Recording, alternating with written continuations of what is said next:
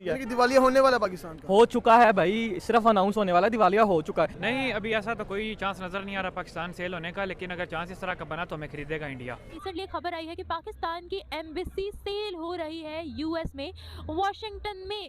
अच्छा सर, पाकिस्तान की जो एम्बेसी यूनाइटेड स्टेट में थी उसको सेल के लिए लगा दिया गया है। इंडियन मीडिया भी बड़ा मजाक उड़ा रहा है पाकिस्तान का। पाकिस्तान के गवादर पोर्ट पर जहाज खड़े हैं, सामान वहां पर 12 दिन से सामान पड़ा हुआ है जहाजों के अंदर, लेकिन डॉलर्स नहीं है पाकिस्तान के पास देने के लिए। इसी में एम्बेसी सेल हो रही है, पाकिस्तान बैंकरप्ट हो रहा है, कहा यह जा रहा है कि डिफॉल्ट पर जाने वाला है हमारा मुल्क। अब पता नहीं इस मुल्क का क्या बनेगा, यकीन का मुझे समझ नहीं आ रही बिल्कुल क्या होगा इस मुल्क का। हाय यार, पता नहीं ये लोग क्या करेंगे हमारे साथ। ये पिछले 75 साल से इन्होंने दीमक की तरह मुल्क को चाड़ लिया है, खा गए हैं, अंदर से ही खोखला कर दिया। अब इनके पास सैलियाँ देने के पैसे नहीं है, वो होटल सफारत खाना सेल करके सैलियाँ देंगे, अगले माह फिर नहीं पैसे होंगे, करेंगे हमारे साथ। ये पिछले 75 साल से इन्होंने दीमक की तरह मुल्क को चाड़ लिया है, खा गए हैं, अंदर से ही खोखला कर दिया। अब इनके पास सैलियाँ देने के पैसे नहीं है, वो होटल सफारत खाना सेल करके सैलियाँ देंगे, अगले माह फिर नहीं पैसे होंगे। यार पता नहीं ये लोग कब पाकिस्तान की जान छोड़ेंगे, ये तो अजाब बन के नाजिल हुए हैं हम पे यार। पाकिस्तान भी तो नहीं सेल होने वाला। नहीं, अभी ऐसा तो कोई चांस नज़र नहीं आ रहा पाकिस्तान सेल होने का, लेकिन अगर चांस इस तरह का बना तो हमें खरीदेगा इंडिया, क्योंकि अमेरिका के बस की बात नहीं है पाकिस्तान को खरीदना। इंडिया खरीदेगा, ठीक है, हम भी इंडिया का हिस्सा बन जाएंगे। पहले भी अल हिंद में ही थे तो दोबारा वापस चले जाएंगे। मैं तो बहुत ज़्यादा खुशी हो गया हूँ, यहाँ भी हम लाहौर से तो साथ ही मिल जाएगा, तो फिर इसके लिए कनाडा का वीज़ा में ईजिली मिल जाया करेगा। इनके जब उनके एयरपोर्ट जहाँ पेंट उतरवाते हैं, इनकी ये इज्जत है वहाँ पे। सर आवाम का क्या बनेगा ये बताएं। अब हमको कुछ नहीं बना, जो 75 साल से बन रहा है वही बनेगा, और क्या बनना है इनका।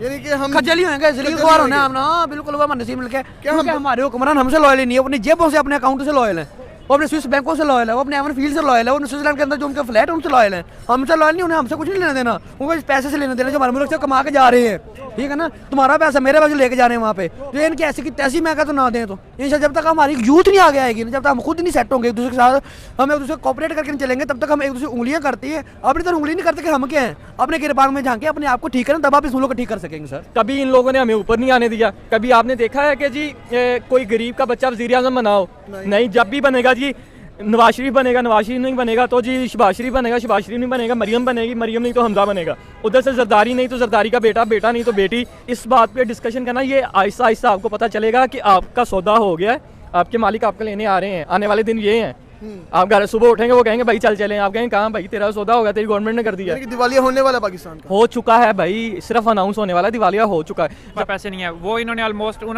वो 1957 या 1958 के अंदर आई थिंक वो बनी थी बिल्डिंग। तो ये बिल्डिंग पाकिस्तान ने कोड़ियों के बाउदर से खरीद ली थी। उस वक्त इतनी वर्थ भी नहीं होती थी। अभी जब वर्थ ज़्यादा हुई है ना, तो वहाँ पे ज़्यादा से ज़्यादा 60 या 70 ईयर से ज़्यादा वहाँ अमेरिका के अंदर भी एक बिल्डिंग जो है ना उसको नहीं रख सकते, उसकी आपने रेनोवेशन करवानी होती है। अगर रेनोवेशन अमेरिका के हिसाब से आप करवाएंगे वो तो रहेगी नहीं, तो वो उसको गिरा देंगे।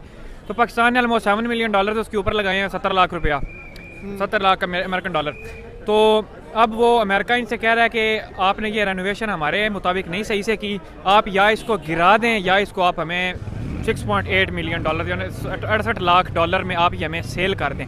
तो इन्होंने कहा है कि ठीक है, हम नहीं तो परचेज़ नहीं करेंगे, हम फॉरेन मिनिस्टर ऑफिस बंद ही वहाँ पे करेंगे, क्योंकि हमने काफ़ी 6-6, 7-7 माह से पेंडिंग पड़ी हैं, पेज सैलरीज पे पड़ी हैं। तो ये हम $68 की सेल कर, $68 लाख की सेल करके हम लोगों को सैलरीज देते हैं और उनसे कहते हैं ठीक है यार फी मान ला, आप इंजॉय करें, आप लोगों के पैसे आप लोगों को मिल गए हैं, पाकिस्तान बाढ़ में जाए। लेकिन डॉलर्स नहीं है पाकिस्तान के पास देने के लिए। इसी में एम्बेसी सेल हो रही है, पाकिस्तान बैंकरप्ट हो रहा है, कहा यह जा रहा है कि डिफॉल्ट पर जाने वाला है हमारा मुल्क। इसी में अगर इंडिया की बात की जाए तो इंडिया हमें आगे नजर आ रहा है। यूएस में पेंटागन में भी पाकिस्तान को एक वीक इकोनॉमी कहा गया है और इंडिया की तारीफ की गई है। देखो ना, हमारे मुल्क में अल्लाह का दिया सब कुछ है, अगर हमारे हुक्मरान थोड़े से होश के नाखुन ले, कर्जा लेना छोड़ दें, डिपेंड ना हो, अपने पाँव पर खड़े जैसे कर देते ना, हम तो हैं ही बेकारी पैदाशी सारे। वो भागे, उसके प्लेलेट जहाँ डिग रहे थे वो लंदन चले गए आराम से मौजे करके। अब नवाज शरीफ आएगा, जाओ पकड़ लो उसको, पकड़ सकते हो। मैं यहाँ पर आपको अंदर तो पावर है ही नहीं थी, आपने पकड़ा ही नहीं किसी को, तो वही मिल जाए। अल्लाह करे उसकी बात कर। सर ये बात तो बाहर निकला, अब डर के ऐसा बैठा है, ऐसा बैठा। बात करनी है, हम भी कर सकते आप करें सर एक मिनट, मेरा तो सवाल सुन लिया, आप लोग लड़ने में लगे हैं। आईटी की फील्ड, ये तो आपको पता ही होगा कि हर तरफ ही, और उनके बच्चे ऑक्सफोर्ड वगैरह में जाके पढ़ रहे हैं। बहुत सी सिटीज़ बहुत ज़्यादा डेवलपमेंट है, और वो थ्रू टूरिज्म भी वो बहुत कमा रहे हैं। यहाँ पे हालात, Lahore is the most polluted city in all over the world. Smoke level इतना बढ़ चुका है लाहौर का, तो यहाँ पे एम्बेसीज तो बिकेंगी ही, और अब कुछ कहा नहीं जा सकता कि मुल्क डिफ़ॉल्ट की तरफ ही जाएगा जैसा हो रहा है अब। ये हमारे जहाज़ बंदरगाहों पर पड़े हुए हैं, हम लोग पैसे दे नहीं रहे हैं, फल वगैरह वहाँ पर पड़े हुए हैं, दूसरा सामान वहाँ पर पड़ा हुआ है जिनके लिए डॉलर्स हम दे नहीं रहे हैं, एम्बेसियाँ हम लोग बेच रहे हैं। इसी में अगर इंडिया की बात की जाए तो इंडिया को पूरे वर्ल्ड में इस वक्त अप्रिशिएट किया जा रहा है कि ऑब्वियसली उन्होंने काम किया है, मेहनत किया है, वो डेवलप होंगे, उनकी अप्रिसिएशन भी होगी। चाइना काम कर रहा है, ऑब्वियसली दे आर डेवलप्ड, उनकी भी अप्रिसिएशन होगी। हम अपना काम ही नहीं कर रहे, पीछे से पीछे जाते जा रहे हैं और नीचे से नीचे गिरते चले जा रहे हैं और मुल्क डिफॉल्ट की तरफ चला गया। हमारे सियासतदान अमीर से अमीर तर होते जा रहे हैं। और इंडिया के सियासतदानों की बात करें, इंडिया के सियासतदान करप्ट हैं, बहुत करप्ट है, लेकिन उनकी आवाम बहुत मेहनत करती है।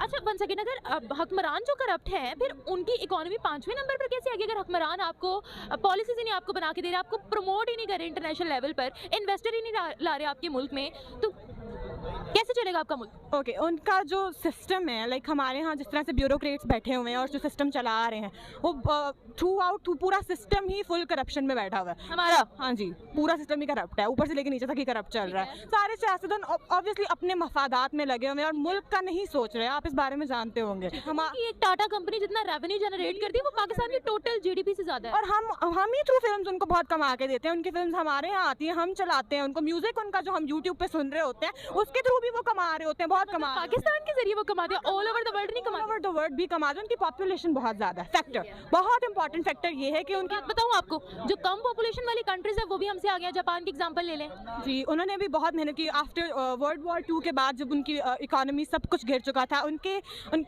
जो पॉलिटिशियन थे जब उस वक्त के, उन्होंने उनको कहा था कि आप ये वॉर के हथियार छोड़ दो और तालीम के हथियार अपना लो, और अब आपने मजदूरी करनी है, मजदूरी से ही आप ऊपर जाओगे। फिर उन्होंने मजदूरी के हथियार अपना लिए, and then they are one of the most powerful countries in the world.